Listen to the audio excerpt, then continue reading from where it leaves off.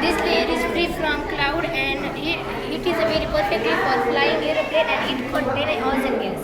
Mesosphere. It is the third layer of the Earth, and in this layer, meteorites burn from entering the space.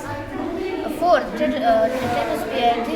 This layer is extend up to 80 to 400 kilometer, and this layer is increased temperature rapidly.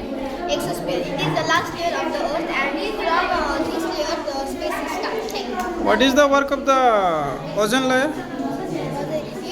It protects us from the harmful rays of the sun. Thank you.